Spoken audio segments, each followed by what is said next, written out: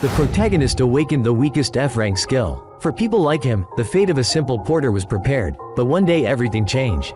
The hero awakened a skill called Predator, which allowed him to absorb the skills of others. Before awakening, he was an ordinary porter. In an era full of monsters, people without any awakenings often became such. When the abyss appeared, countless monsters poured out of it. To confront the monsters, people awakened special skills. It was thanks to these skills that they managed to repel the onslaught of monsters and explore the abyss.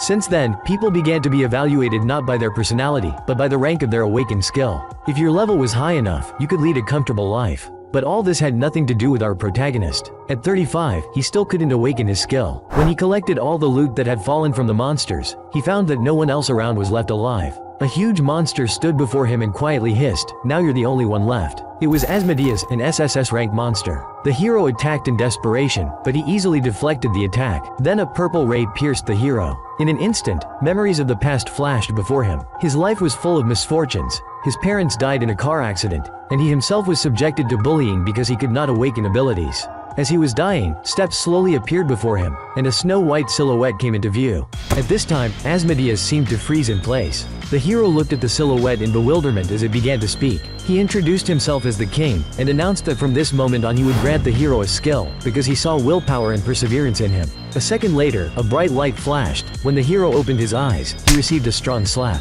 He hadn't yet had time to understand anything, when his attention was drawn to the status window. Realizing that he had returned 16 years into the past, the hero couldn't contain his laughter. Then he struck back at the red-haired guy, throwing him back dozens of meters. Seeing the status window, the hero realized that he was now also awakened. Two others rushed to attack, but he threw them back with a single punch and kick. Over the past 35 years, he had regularly trained his body, and learned information about the abyss and its monsters. Therefore, in the face of these schoolboys, he was confident.